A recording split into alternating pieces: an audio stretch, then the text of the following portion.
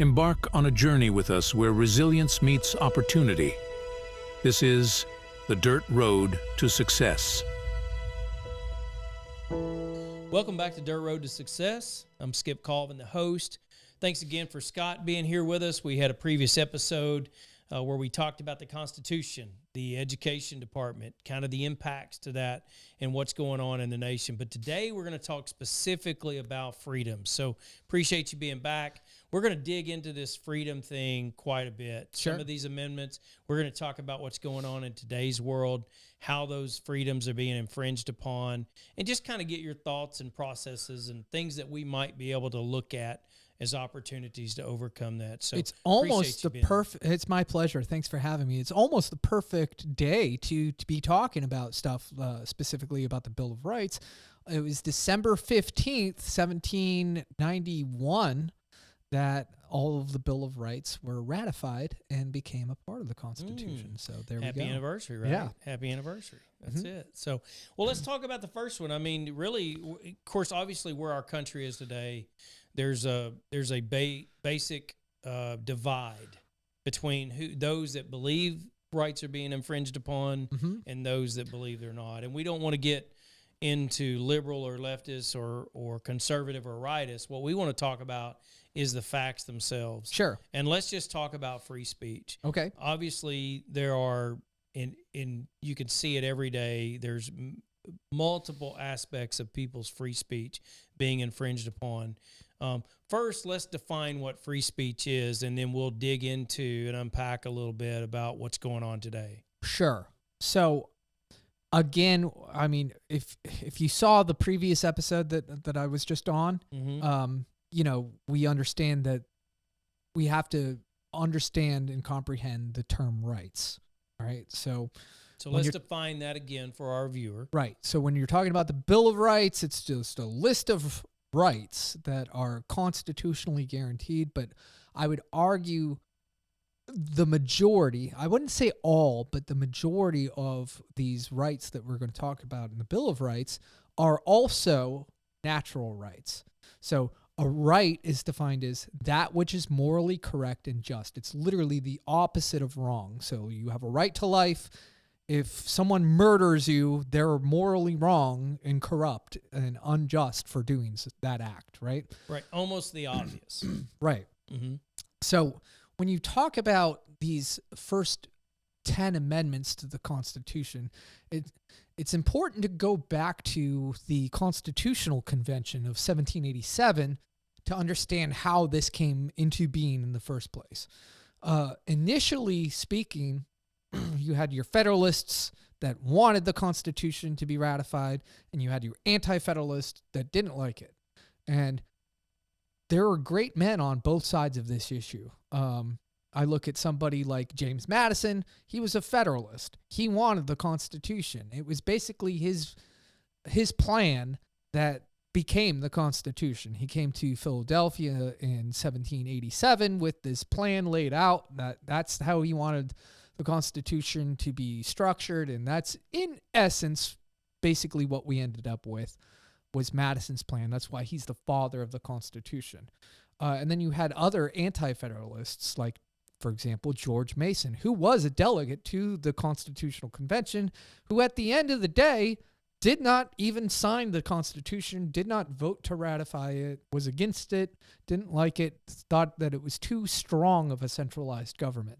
So Federalists want a strong centralized government. Anti-Federalists would prefer sort of the status quo that we saw under the Articles of Confederation. So before we move forward, let's talk about the Federalists. Mm-hmm. And what was their desire and what was their purpose in having a strong centralized government? They saw, in particular, it was really Hamilton, I think, that led this effort. He's the one that really got the Constitutional Convention rolling. He recruited George Washington to become the president of the convention. It was this idea that he saw working under Washington as his aide-de-camp. He was a lieutenant colonel in the Continental Army during the Revolutionary War. He was the guy that was constantly writing letters back and forth to Congress to try to get funding, to try to get money, to try to get food and clothing and blankets and boots and flints and, rifles and ammunition and all the stuff that you need.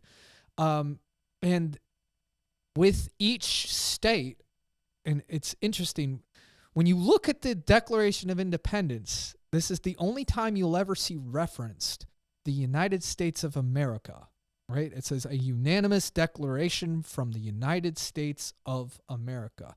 United is not a proper noun. It is not capitalized. It is just a noun. It is just a word that describes what we are. We're so it united. Means that the states are united, not right. that it's the United States. Right. And so in modern America, when you talk to people, any American on the street, man on the street sort of question, what's a state? They're going to describe like Texas or Kentucky or, whatever. Ohio. A state, traditionally speaking, if you look it up in the dictionary, the first definition that you're going to see is it's basically a country. It's a government. Think of the Cold War history. You have the USSR. What is it? It's the Union of Soviet Socialist Republics. Those are states. A state. You think about the State Department, what they do. The State Department deals with diplomacy for the United States with other states. Great Britain is a state. France is a state. Australia is a state. United Kingdom is multiple states. Correct. So that is a state. So when you're talking about states from the perspective of a delegate to the Constitutional Convention, when you're talking to these anti-federalists like George Mason, for example, when they think of their state, they're thinking their country. Virginia was where he was from. That was his country. And that would have been the mindset of Americans up until after the Civil War.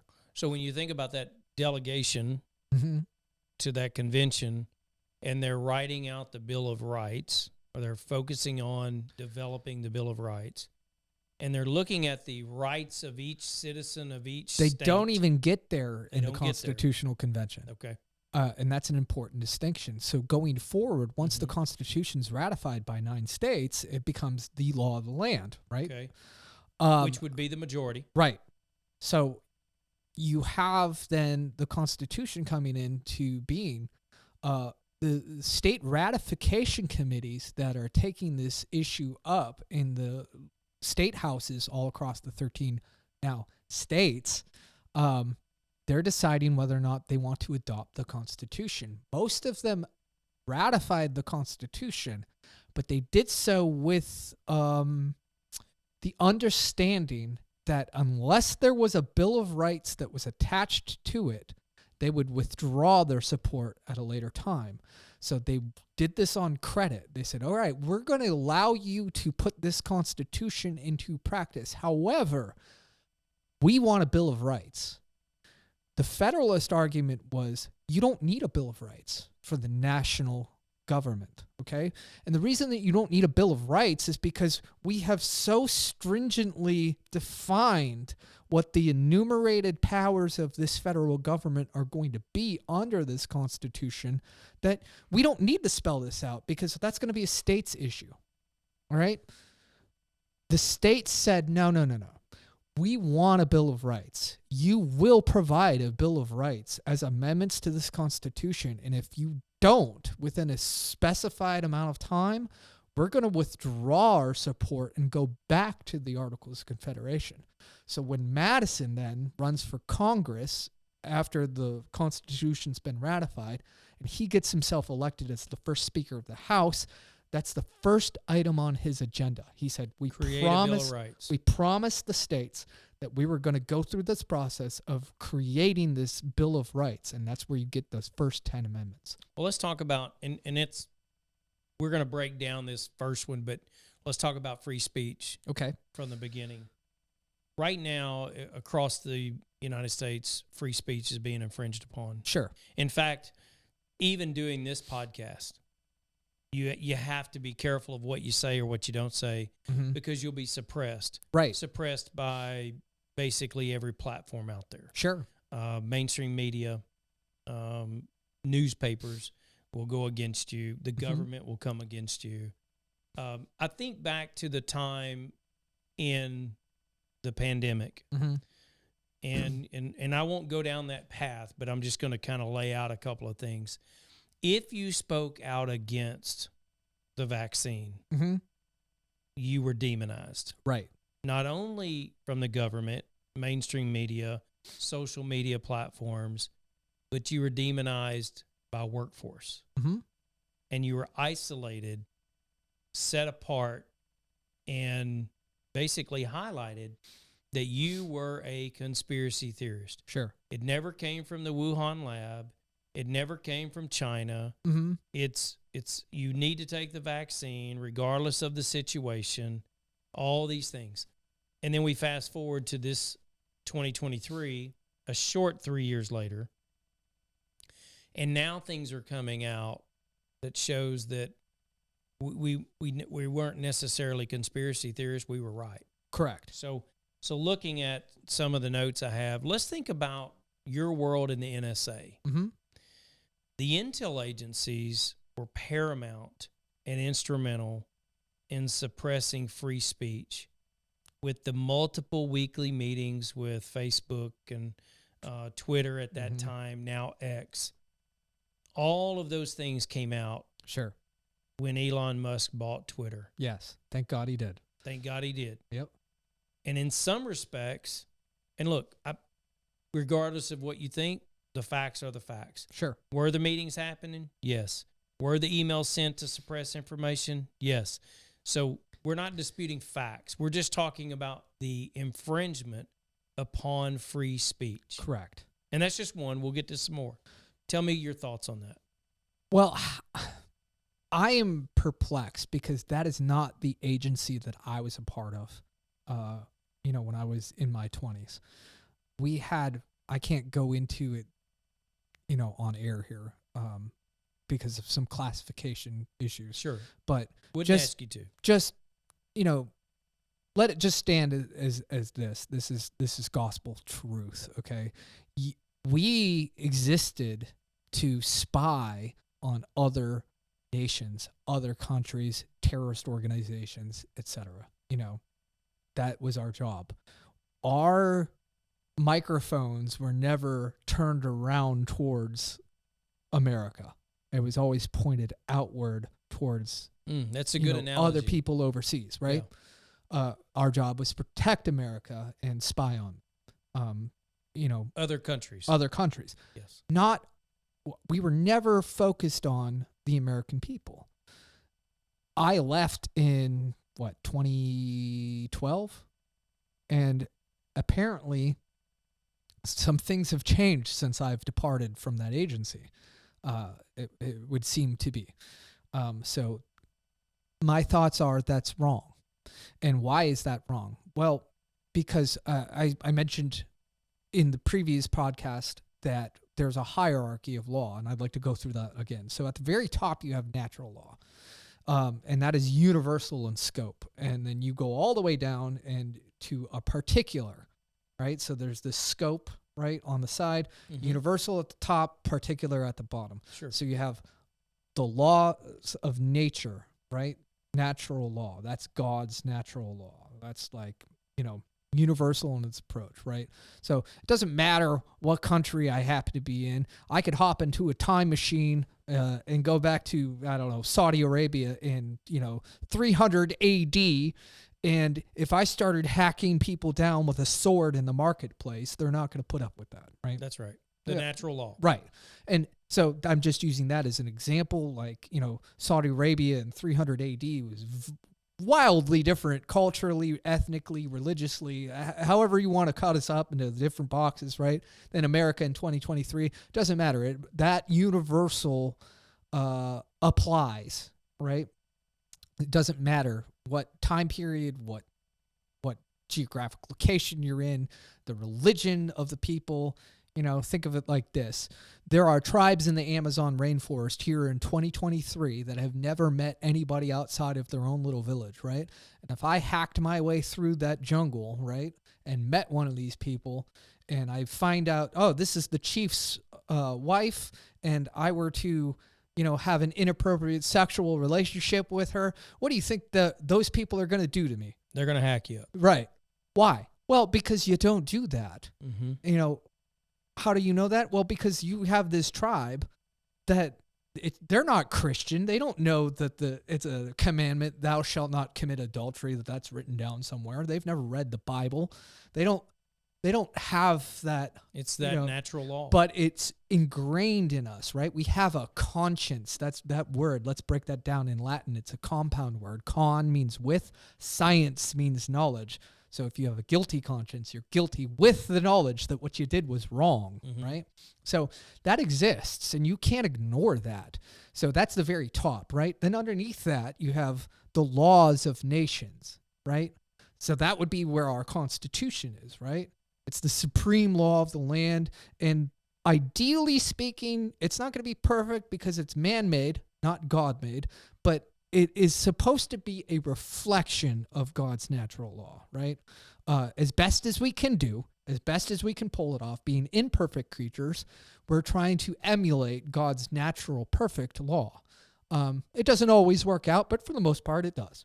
And then underneath that, I would say you have then the next scope is negative law. And we're going to focus on this. So there's negative law, and then directly underneath that, we have positive law. Now I'm going to go to positive law here.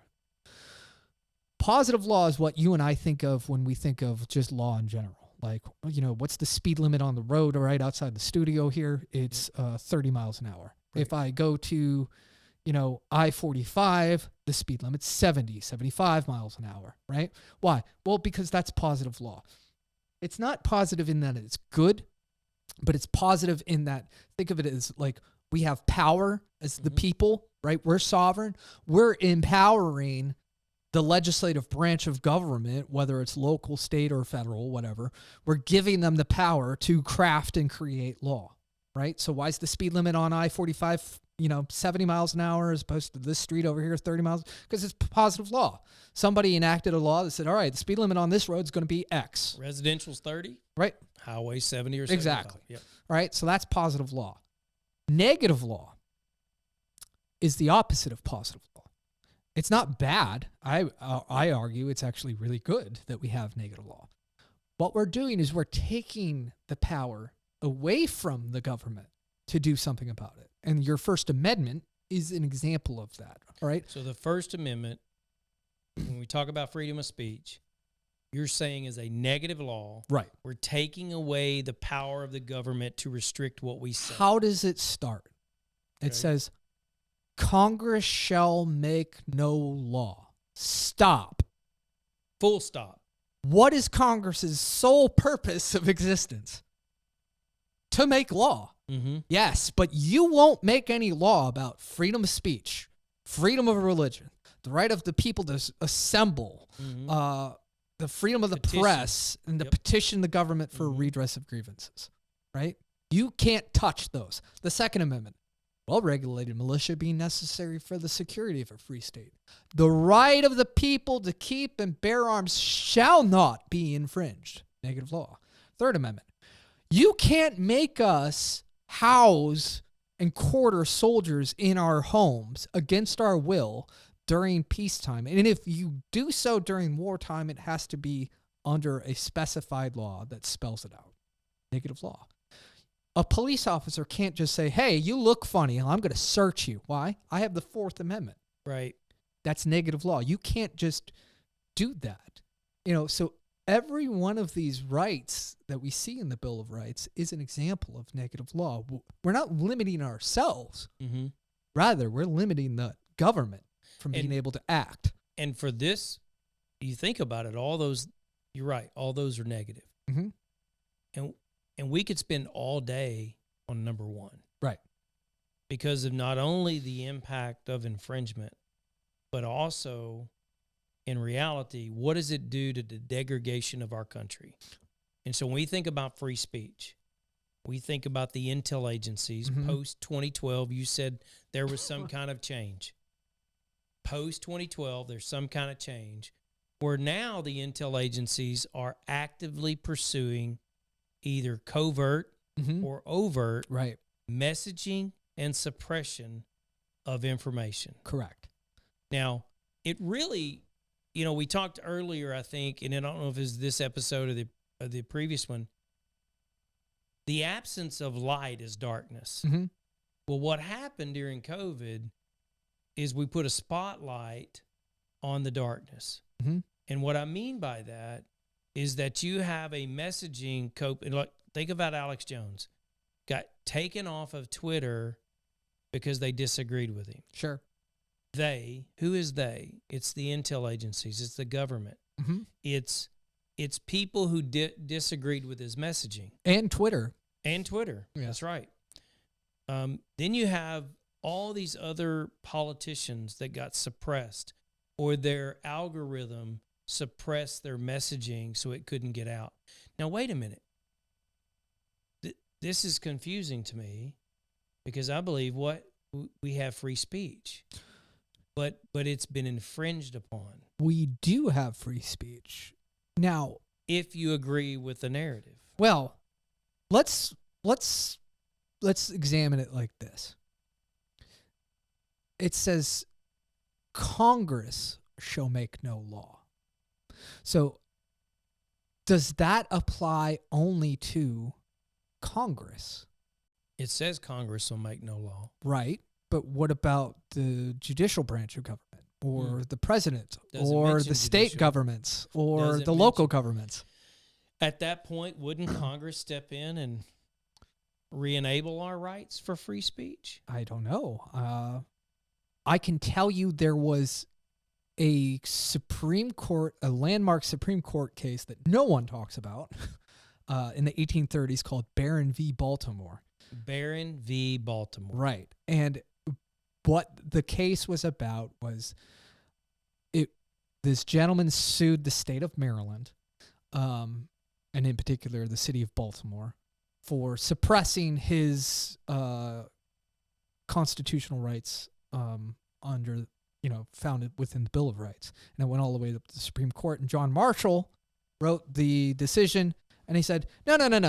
The Bill of Rights only applies to the federal government. It doesn't apply to the state governments at all. This is a federal document. It's the federal government. It's the federal Constitution. We're talking about the federal government. The entirety of the Constitution, except for Article 4, deals with nothing but the federal government. So therefore, the Bill of Rights only applies to the federal government.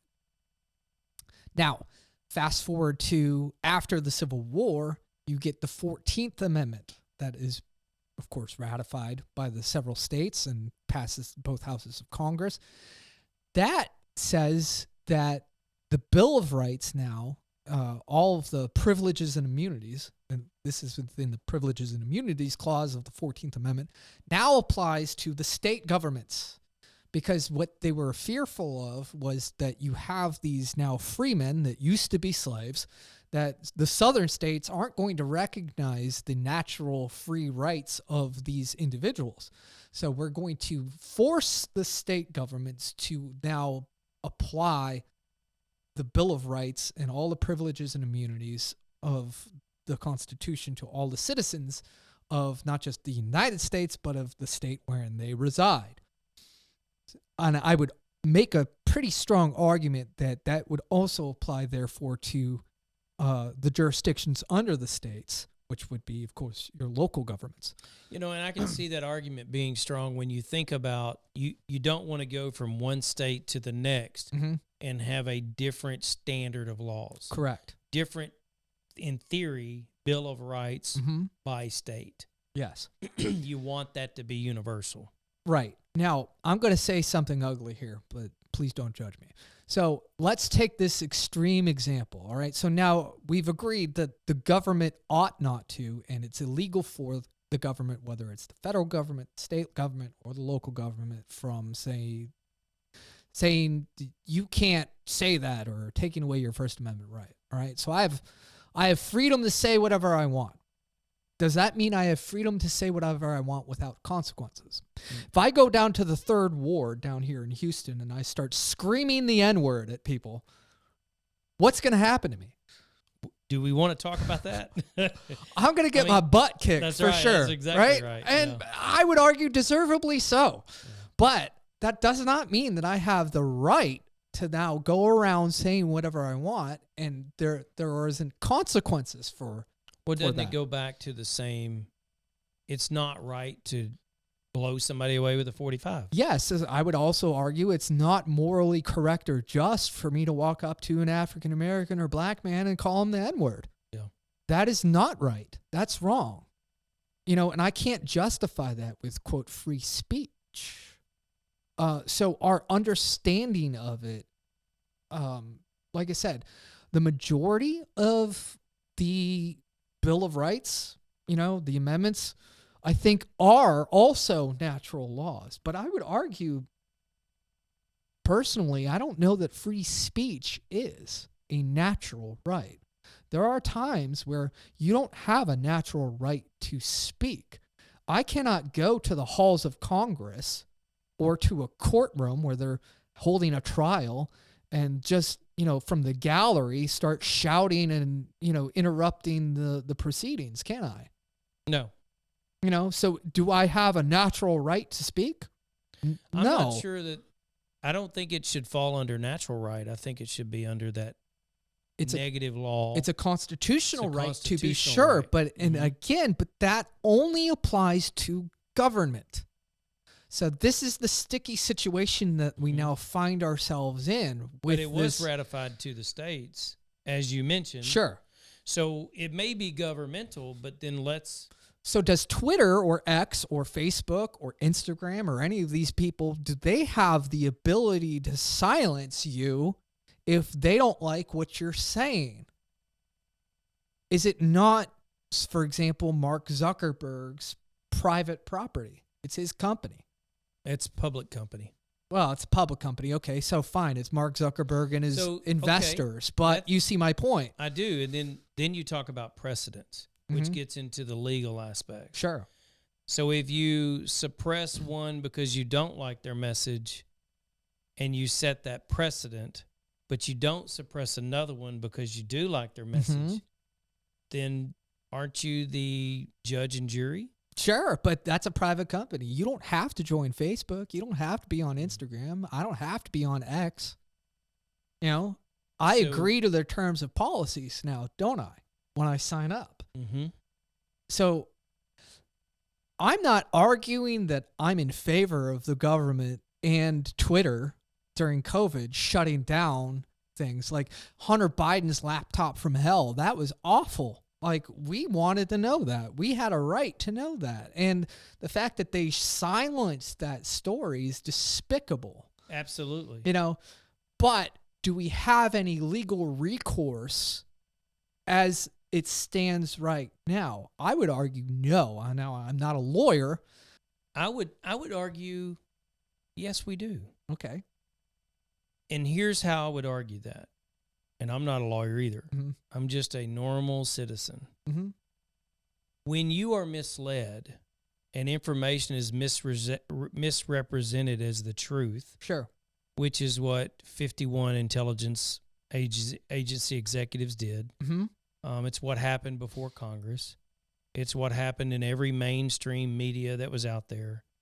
And if you go back to certain emails and communications to those mainstream medias, is that we will tell a different narrative. Mm-hmm. And even just the other day, Kennedy was interviewing Ray, and he specifically asked him, is the laptop real? And he still wouldn't say it. Now, we're post the 2020 election. Sure. We're post that situation. But when you misrepresent or lie, should you not be held accountable? Because you misrepresented and lied in a way in which it changed the perception of the entire truth. Sure. So should someone be held accountable for that? I think our government should be. Our government officials definitely should be. they don't have the ability to do those things because that is a clear violation, I would argue, of the First Amendment. And those 51 intelligence people that said it was a Assuming Russian they're still a hoax. part of the government, yes. But if they're private citizens, I think, for example, my old NSA chief, Michael Hayden, who I've met, I've had lunch with him. Nice guy. I in particular really like his wife. She was very sweet. But he was on that list. Now, he's not a part of the government anymore. He's a retired Air Force general. Right. He was the Dernza. He was the head of the CIA, and now he's retired. And still gets intelligence briefings, still has a security clearance, still Sure, gets a pension. but he is not a part of the government. He's a private citizen. So do we have any recourse towards him? Under the current laws, I would argue, no, we don't. Same with Twitter at the time. Twitter's a private company. Well, I mean, it's a public company. It trades publicly, but you get my idea. It's private now, X. Right. Yep. But yeah, so can we control that? Can corporations lie to you all the time? It's the best drink ever, Right. They lie to you in marketing constantly. There's nothing we can do about that. So if the intelligence agency comes to Twitter and tells Twitter to take someone off, right, we have to punish the people that made that decision that we do have, that we can call into account because they are part of our government. yeah, And I agree that should happen. It has not happened, but that's where we need to go. Now, moving forward, the question becomes, we have this social media thing, right, that is in existence right now. I would argue that has largely become the concept of the public square. Well, I agree, and then let's take it this perspective. There is some immunity that those social media sites benefit from. Sure. Laws that were passed Right. to protect them because they're not supposed to be claimed to be Producers. journalists, Right. per se. But however, they're controlling the narrative. Right. So therefore, that puts them in the position of compromising that immunity and puts them in the position of controlling the narrative to what they want it to be. So therefore, aren't they responsible for controlling the narrative? I think what we have to do is we have to demand that we look at social media as the public square, that it can be regulated no different than something like the utility company used to be back in the 1930s, where, Right. It's like, no, this is a service that is provided to the community. Yes, it's a private company that you're running and for profit, et cetera. But, we're going to have some regulation over that. And so you can do this very easily through positive law. You just regulate the social media companies and you say, you're not going to be liable for what people say on your platform. However, you have to allow people to basically have the First Amendment apply to their posts. And that's exactly what they didn't do. Correct. And they didn't do that because that's dangerous towards their overall goals. At the time you have, people like Jack Dorsey running Twitter. He doesn't want Trump to get elected. He wants Biden to get elected because he hates Trump and he hates MAGA and he hates America First. He's a globalist. He wants, that America to move towards that leftist sort of march. This is all antithetical to him. If he allows free speech, no. No, it's not free. No, Marxists will never allow free speech. That's right. It's not in their nature. That's right. So let's shift from free speech. Let's shift to freedom of religion. okay. So let's think about the last 3 years or so. What happened to the churches during COVID? And I look at COVID probably differently than some people, but what happened to the churches during that time? I think the way the churches have managed in America, I would say over the last 20 years, this is just a reflection of that. We don't stand up for anything anymore. We go along to get along, and we are not acting in the manner in which I think the church was literally designed to act, right? First of all, what is the church? That's the question that you have to ask, right? So the Bible, the New Testament, was written in Koine Greek, which was Macedonian Greek. Alexander the Great conquered the whole freaking world at the time, and he put into practice the idea that, no, we're all going to speak Macedonian Greek, Koine Greek, Common Greek, okay? And so the eastern half of the Roman Empire, that's what they all spoke. That's why the New Testament is written in that language, right?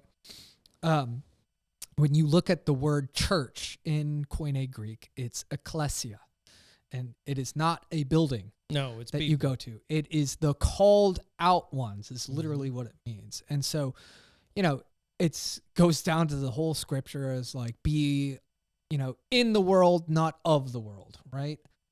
Christ says, this is one of my favorite things in Greek. In your normal English Bible, it's going to say, those who wish to keep their life will lose it, but those who follow me will, be able to keep their life. The word life actually is not zoe, which would be how you and I would say life in Greek. It's psyche. It's mind. So he's literally saying, those who wish to keep their mind will lose it, but those who lose it for my sake will keep it. The world needs to look at you like you're a little bit crazy because you're supposed to be in the world. You're not a little of different. the world. That guy's different. That's what. Yeah. Exactly. Well, if you go to churches today, and I don't disagree with what you're saying. Most of the churches are pretty down the middle. They're not going to get controversial, Right?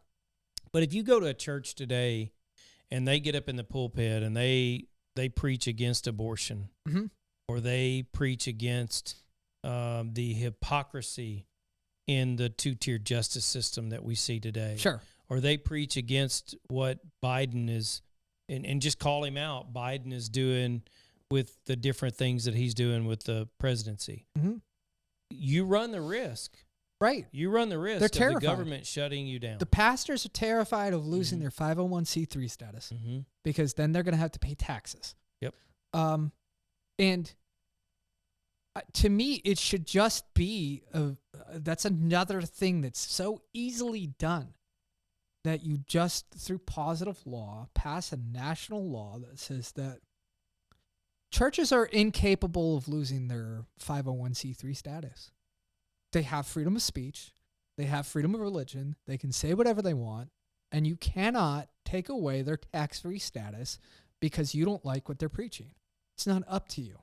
I was watching the interview with Ray the other day before Congress, and some of the interviewers were talking. I can't remember if it was Hawley or Kennedy or who it was, but I asked him point blank about the infiltration of the FBI into the Catholic churches, asking the clergy and things to monitor and look for radicalization of conservatism, okay? And you think about that, and you're like, in what world are we living? How many Catholic protesters recently have been literally arrested for standing outside of an abortion clinic with a sign in protest? They're not going up and accosting anybody. They're not assaulting anybody. They're not... Or the ones just praying. Right. Literally, just outside of an abortion clinic praying, and they're getting arrested for it.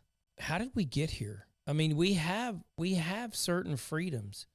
We have the laws that should protect us from assembly, peaceful assembly, and yet, and I don't even want to get into January 6th, but let's use the analogy, peaceful assembly are getting arrested, but then you have other organizations burning down communities. Billions of dollars were spent happens. in 2020 over the BLM How do rights. we reconcile that? And we go back to what I mentioned earlier. It's a two-tier justice system. Two-tier justice system. Absolutely. And look, I if we're not consistent in this manner, you're infringing and demonizing people across all spectrums. So you have to look at this. There's really only two options when you look at the current federal government and the makeup and the tyranny that we are seeing here. Either they are completely incompetent or they're diabolically evil. And I would argue the latter as opposed to the former. So let's just make sure we're clear. Mm-hmm. Incompetence or evil. Right. Intentional. These are brilliant people. Yeah, I know Biden's brain's mush nowadays, but he's not a dummy. I mean, he's in his 80s, cognitively he's losing it. I think that's pretty apparent. So that's not I'm not trying to disparage the president. That happens to elderly people all across from all walks of life, whatever. But he's not running the show. No. So you go back to your statement. Right. Okay, is the people, the government, the people that are in control, the people pulling the strings, incompetent or evil? And I would say with evil. I'm with you. Because it's very intentional. coordinated. Yeah. It's very deliberate. It's very coordinated. Correct. It's not. They weren't walking down the street and tripped over their shoelace and fell and slipped on a banana peel and are like, oh, Twitter, can you take down all the New York Post stuff about Hunter Biden's laptop? Yeah. Can we suppress all this information just Oops. because that's an accident. Sorry, I didn't mean to let that slip. Yeah. Yeah. No, absolutely not. And I'm for these one-liners. I think one of the funny things I had is when I think it was Gates was interviewing Ray and who has the information on the laptop? I don't know. I don't recall where that is. He's I've got it right here. And he handed it to him. So now the FBI has everything. And then I think about and I look, I'm not trying to dissect this. I'm trying to show, and this is a great analogy for people when you think about this dirt road to success. And we all have our challenges, right? But we all want a level playing field. Right. And when you have people who are being suppressed, or you have people, and I'm saying of all walks of life, all colors of life, are being suppressed, and they're being arrested and giving penalties that are different than someone else, that to me is it's a violation of the fair. 14th and 5th Amendments, first of all. I have problems with that. Just be level, everybody be on the same playing field. I'm not perfect. Sure. But be fair. Yeah. That's the equal protection under the law. That is the standard. It is unequal protection under the law right Correct. now. Yeah. Yeah. And so that's an issue. So we need to get back to a place where we're actually doing what we're supposed to be doing. And the Constitution's there to be the guardrails. That's what the whole idea of negative law is. We're taking away the power from the government so they don't go crazy. I don't know, quote Federalist 51 from James Madison, if men were angels, no government would be needed.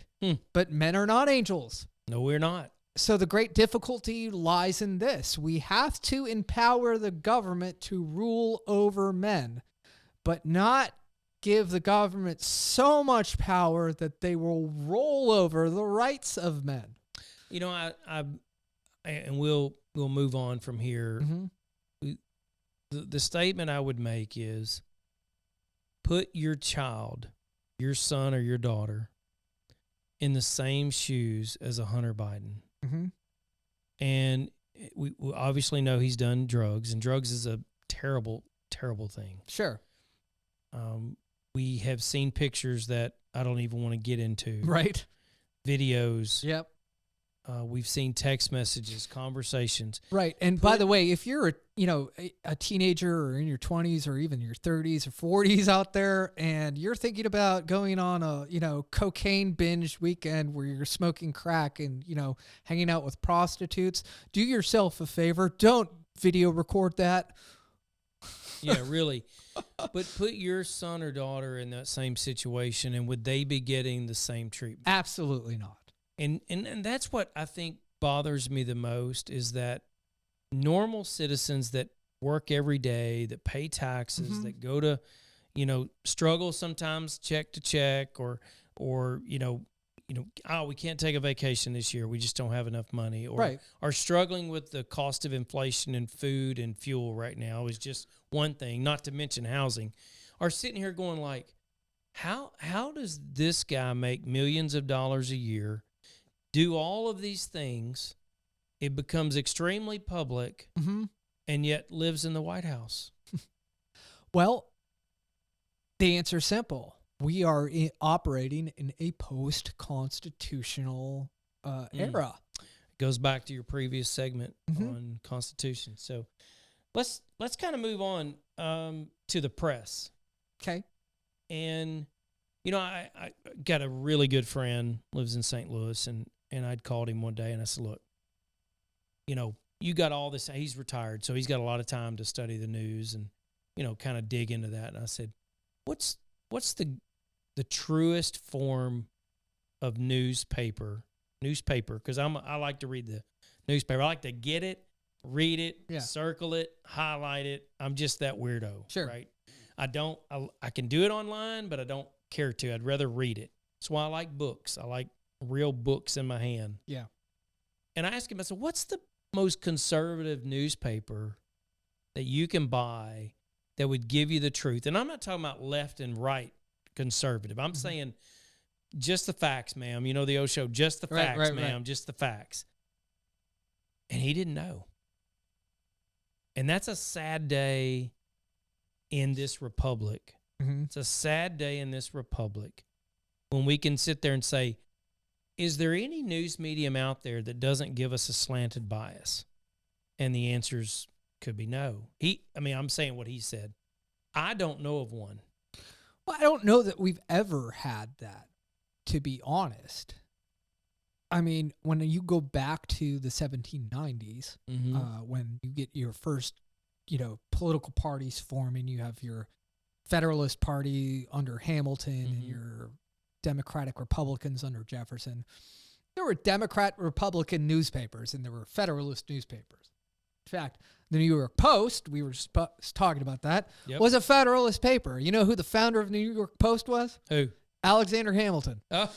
Yeah. Why did I not know that? Was his newspaper. Yeah. So it's literally the oldest newspaper in America. So the New York Post was not, at the time in the 1790s, promoting Democratic Republican principles. They were attacking them. They were strong Federalists. You had your Democratic Republican papers, and basically, as an American, if you were a Democrat, then Republican, you go out and you'd find your Democratic Republican papers. You talk about the ink being dry. This is nothing new. Right. John Adams, God, I love him. What a great guy. I love John Adams. He was a terrible president. Okay. So what makes you think he was a terrible president? Tell me. Look at the Alien and Sedition Act. Yeah, the Alien and Sedition Act of 1898, he goes out and he literally makes Congress pass a law called the Sedition Act, where, if you're a Democratic Republican, Adams was a Federalist, and you're writing an op-ed about how terrible fat John Adams is, and you say that in your newspaper, John Adams's government is going to come and close down your printing press, which was a clear violation of the First Amendment. Isn't that kind of what's happening now? Sure. The response to that was James Madison and Thomas Jefferson both wrote resolutions. The Virginia Resolution was written by Madison, and the Kentucky Resolution was written by Jefferson, and they attacked the idea that was a violation of the First Amendment. You can't do that. Jefferson went a bit further than Madison. Both of them say that basically what you're going to do if a law passes that's clearly a violation of the Constitution, that according to Madison and the Virginia Resolution, what should happen is the state legislature should pass resolutions condemning the act. Jefferson says not only should you do that, but basically, if it is a violation of the Constitution, then the law is null and void. I like that one. You know, If it's against the Constitution, it should be null and void. well, that you run into some other issues then, because then you're going to have states running around saying that, oh, that's nullified here. We're not going to do it. Then your whole system falls apart, right? And that's why I'm not I'm not a student, of the per se Constitution. John Marshall's response to that was to basically invent out of whole cloth this idea of judicial review. Yeah. It's not judicial review, what the Supreme Court does full time now, all the time. Every June we see the responses of that. He invented that out of whole cloth with Marbury versus Madison. That's not in Article 3 of the Constitution. If you find judicial review in the United States Constitution, the words judicial review, talk to me. I'll give you $1 million. All right. I like that. I need that $1 million, but it's not in there. It's not. It's not in there. Yeah. So free speech. We talk about the mainstream media. We talk about the freedom of the press, and we have seen in some instances where people have published things and been attacked for them, just like what we talked about. Sure. And I agree. Maybe there's not a single paper out there, but we're talking about truth. Mm-hmm. We're not talking about left, right, or whatever. We're talking about truth. Well, I think that's where they've gotten away. It's their own worldview of truth. Sure. Well, let's quote Pontius Pilate. What is truth? What is truth? The fool. What you perceive. He's standing in front of you. Yeah. Pontius Pilate.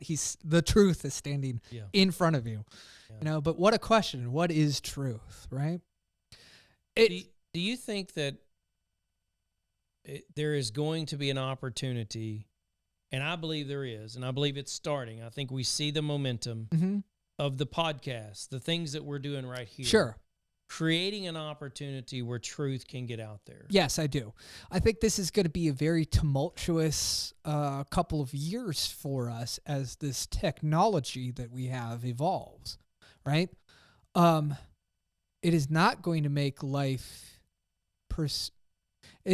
while it makes life easier and simpler in some ways, it also makes society that much more complex, and we have to work that out.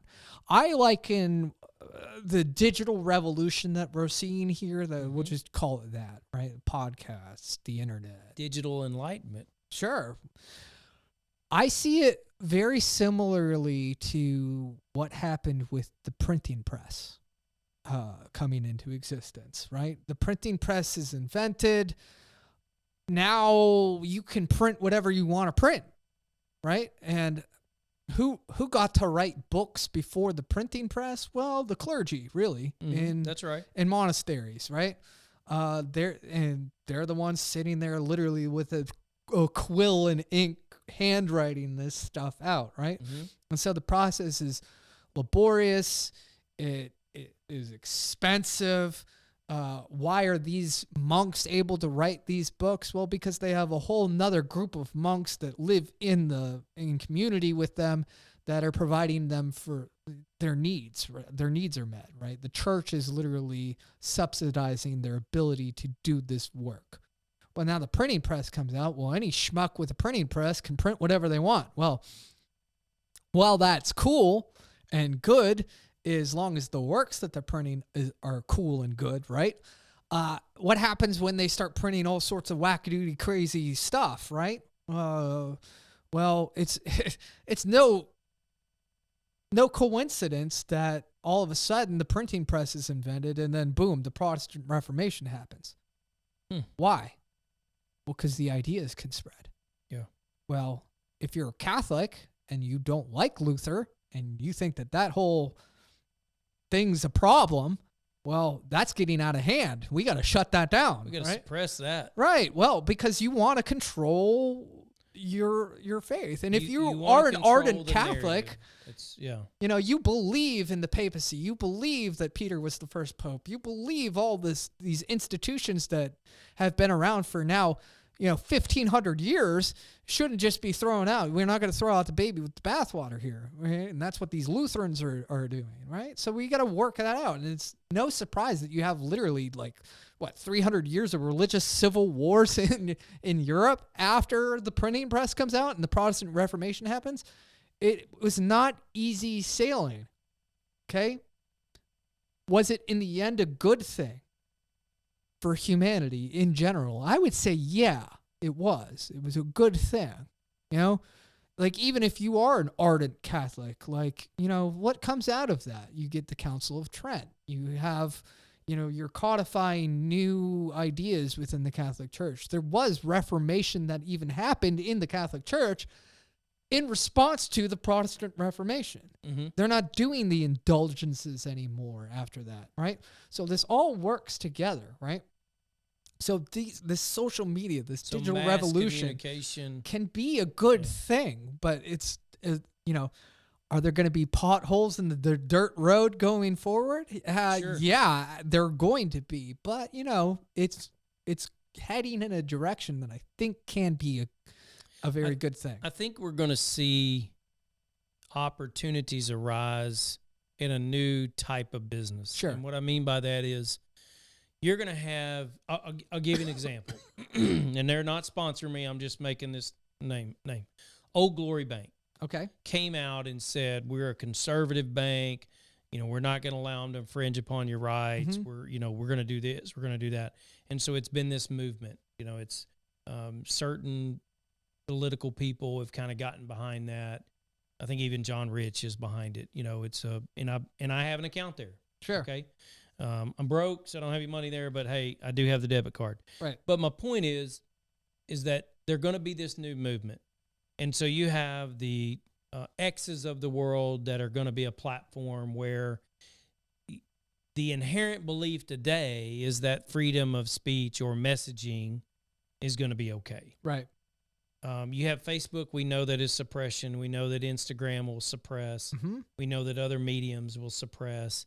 You know, if you don't do what they want, Spotify will take you off. Sure. You know, that kind of stuff, right? I see a business opportunity for a new platform to come out that will allow you within the guidelines to put things on a web and share them out. That will be shows like this that we're not doing anything controversial. We're just talking about facts. Sure. That won't be suppressed. That the Alex Joneses won't be suppressed. The Tucker Carlsons won't be suppressed. Well, we have that. We have Rumble, right? We have Twitter. We have Truth Social, you know. But look at who had to step up and create that. That's right. That's what I mean. I think it's new opportunities. Well, yeah, but it's new opportunities, but only for, people that have billions of dollars in the bank, Mm-hmm. Thank God for Elon Musk for buying Twitter. Mm-hmm. That's right. But, Did you see that, and I don't know, it seemed like it was yesterday it came out, is Netflix now advertising back on X? I don't know. I didn't see that. Okay. But I think I saw that yesterday. But, if I wanted to do that, I can't do that. I don't have $1 billion, No. Trump, Truth Social, when he got kicked off of Twitter, he's like, fine, I'll make my own. That's right. Again, another billionaire created another social media platform, right? Yeah, so W2 guys, it's going to be hard for us to do that. For sure. Yeah, I'm not going to be in a position to really do that. So, if we didn't have these two gentlemen that happen to, I wouldn't even say they're super conservative, they just believed in free speech enough to put their money to work. And thank God they did, or we would have nothing. And I think that's why this method of communication is going to work. And it's going to begin to be more and more exploding. And it becomes more and more affordable. So like as a filmmaker now, right? Like I couldn't have done this 10 years ago. The technology didn't exist to where I could literally make a quality production without having hundreds of millions of dollars worth of equipment and talent in order to do it. Mm-hmm. Nowadays, I can put a show together, and especially here in Montgomery County, where I'm not having to hire SAG after actors. I'm not having, I can go to, for example, we filmed a TV show back in April. We filmed one of the scenes at Backwoods Saloon off of 1488. I walked into Backwoods and I said, "Hey, can we film a TV show here?" They're like, "Yeah, sure. Sounds awesome. Thanks." Yeah. That would have cost me $50,000 a day to do out in LA. Yeah. But I can do that here. Why? Well, because now I have the mobile technology in order to actually go out to, and film stuff here in Texas. Right. That infrastructure doesn't need to be in place the way that it is in Hollywood. That brings up the next point of the freedom to assemble, without reprisal. And think about, you talked about going out and doing a show. There are places where you go try to do an assembly, a show, or whatever, and you're going to have people screaming and hollering and protesting, wanting to fight you. And, I see some of this on the social media sites, following some of these things. And you have this controversial view that because you believe in one thing and I don't, I can come infringe upon your rights and push you and slap you and spit on you and all these things. And yet you can't touch me because it's my right to do that to you. And go back to the natural law. We all know that's not right. Correct. Because if I did it to you, you would scream to the heavens.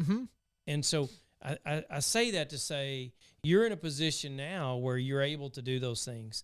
However, we may be going down a path where that may not be available to you in the future. Well, that's why we need to fight right now in order to make sure that we get our voice out there in all of these aspects of culture that I've been speaking about. Education and media. In particular, those are the two wings that I really think that we've neglected and that we really need to focus on going forward. Because if we lose those two things, forget it. It's game over. So if we lose our education system and don't teach our students how to think for themselves, correct, understand the purpose, the value, the meaning, and the passion behind Declaration of Independence, Constitution, and Bill of Rights. And then we fast forward that through to the education system that teaches them how to think for themselves, create a medium of communication for themselves, where they can get their messaging out. And there's going to be some that say, "Hey, I don't want to do that. I want to do this." Sure. Great. I think that's perfect. But for people who want to get that messaging out, we need to create a platform so that they'll be able to do that. Absolutely. And I think we need to create whole systems that address these issues. We need, I think, school choice in the state of Texas, universal school choice, not just for 62,000 students, but rather for 6 million. Every single Texan should have money that follows their kid that they can spend on the education that they want their kid to have. Which brings me to the next point, is we need to be very diligent in making sure we have the right representation in the Senate, Congress, any body of governing over not just the state, but at a federal level. Sure. We're fortunate here in Montgomery County. I'm going to brag on a couple of, our local politicians here. We have 3 fantastic state senators. We have Brandon Crichton, depending on where you live in Montgomery County. We have Brandon Crichton, Lois Colkhurst, and Paul Betancourt. And they're just, all 3 of them are phenomenal. We have, I would say out of our representatives, I really like Steve Toth a lot. He's fantastic. He's a fighter, tooth and nail, always there, reliable. Like, even if you're not one of his constituents, you can call that guy and he'll help you. Cecil Bell Jr., who's my state rep, he's not as out there, on radio shows and TV shows, and but he's a different kind of guy. He's more of the support, behind the scenes kind of guy, and that's important too. And you need those. Right, absolutely. Yeah. But he votes the right way, on every issue. I was disappointed with Representative Metcalf because of how he voted on the impeachment of Ken Paxton. He voted for it. I think that's just reprehensible, be it that there was no due process of law, the witnesses weren't sworn in under oath, It was rushed through in 2 days. There's no way if I was a representative, I would have voted for any of that nonsense. And I think Will Metcalf made a big mistake voting for impeachment. And that's unfortunately going to stain his reputation, or ought to stain his reputation going forward. But we're lucky here in Montgomery County to have those individuals. I almost want to tell you, don't tell everybody where we live, because we do have a little piece of heaven here. I don't know that that's going to work, man. Yeah. It's 200,000 people a year move here. It's Do you know that? Great county. It's a great county. But we've managed to keep it red. Mm-hmm. We've managed to keep it strong, and we've managed to keep it, I would say, independent. And so if you're going to move here, that's great. Welcome. Texas means friend. Mm-hmm. But, don't bring your crappy politics with you that you left from the state that you're fleeing. That's right. That's right. That would be my advice to you. But going forward, that's what we need to do, is we need to get these people into office that are going to fight, that are going to stand on principles. Look, if I were running for, the House of Representatives, let's say the Texas House, right? I would say, I have principles that I will 100%, it's a hill that I'm dying on.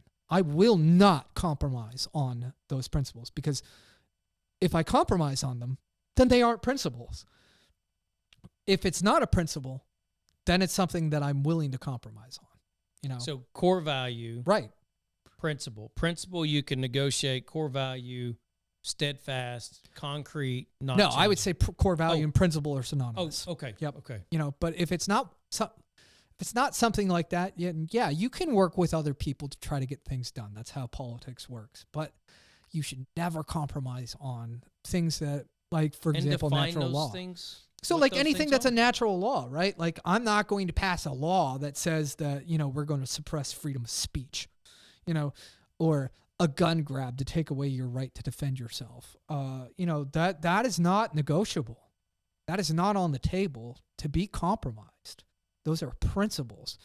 And, again, going back to our previous conversation, we hold these truths to be self-evident, that all men are created equal, that they're endowed with the right to life, liberty, pursuit of happiness, that governments are meant to secure these rights. That's the purpose of government. So if you're compromising on these issues, mm-hmm.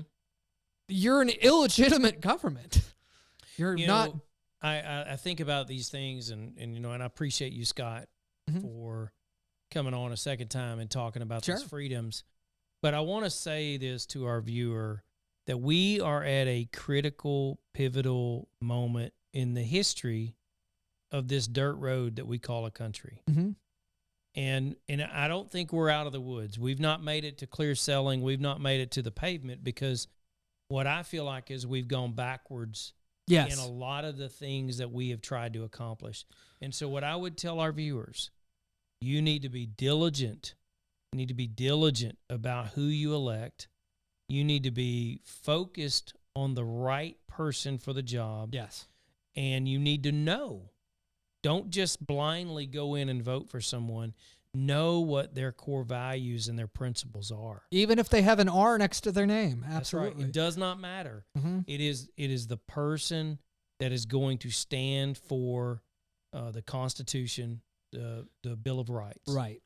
We've really gotten off topic here and off I think off the rails 100 years ago or so. Okay. Right? You had these progressives, and these are old school progressives, not the modern day progressives. We're talking Teddy Roosevelt, William Howard Taft, Woodrow Wilson. They come in with their progressive mentality. It's a rejection of natural law theory, number one. So, obviously I'm going to reject anybody that subscribes to that idea. And number two, it's a rejection of just human nature. They're blind. They're going to reject 3,000 years of intellectual thought about human nature in the state of man. The idea is, if you're a progressive, we can progress. We can evolve as a society to a point where, we can improve everything through government. by having experts that run the government, that know better and have the people's welfare and best interests at heart. Calvin Coolidge, who's one of my favorite presidents, he said this almost 100 years ago in 1926 on the 150th year anniversary of the signing of the Declaration of Independence. He said, in response to these progressives, that if we have a right to life, then that is final. If we have a right to liberty and the pursuit of happiness, those are final, right? That anybody that comes along that purports to have made progress towards these things cannot, because of the finality of these concepts. The idea that God has placed in this immutable natural law, this unchangeable natural law that is perfect. You can't improve upon perfection. And that anybody that claims to make progress are actually regressing to a point where we did not have the guarantees of these rights that we currently enjoy. You know, it makes me think of in Scripture, and it talks about what's the greatest commandment. Love the Lord your God with all your heart, all your mind, all your soul. And then obviously, what's the next part? Love your neighbors, you love yourself. That's right. So there's the foundation. Right. That is natural law. And you go back to what you just said. That's the foundation. Yes, we build upon that. Sure. But that's the foundation. Right. And so now we're at this place now where we have this post-constitutional America, largely due to the work of these progressives that then became liberals during the FDR administration and the New Deal and all that. And then going forward to now our modern day progressives, which really, I think, a better idea of what they are is, I would say, they're Marxists. They're leftists. I agree. They're not liberals. Liberals believe in what you and I are talking about. Liberals believe in freedom of speech, freedom of religion, freedom of, Marxists believe you own nothing and you'll be happy. Right. From each according to their needs, to each, from each according to their ability, to each according to their needs, right? Well, what's the whole point of Marxism?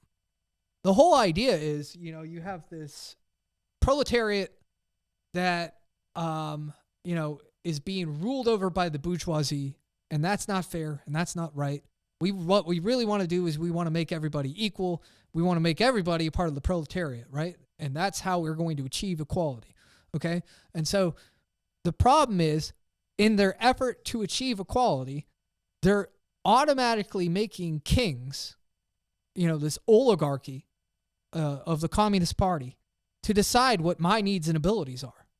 Well, if you get to decide what my needs and abilities are, well, then are we really truly equal?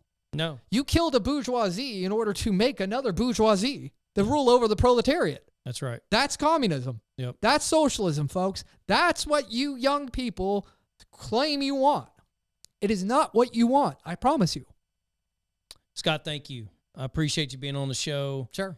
Man, I mean, this is good stuff. And I'm going to have you back again. We're going to talk some more topics. We have to talk about how to fix it. Yeah. And I have a plan for that, too. Yeah, that's the key. And I'm just going to plug something real quick. Sure. Just, hey, go to the website that's going to be on the screen. Check out the new movie coming down the pipe, a new show that Scott and them are putting together. Sixpence Production. Sixpence.pro is the company's website. Great. And the website for the show is highplacesshow.com. Highplacesshow.com. Correct. Check it out. Support him. They're doing great work. It's all independent films. So, we don't have big sponsors. We don't have people paying the bills on this thing. So appreciate your time. Look forward to seeing you on the next show. Thank you. Thank you.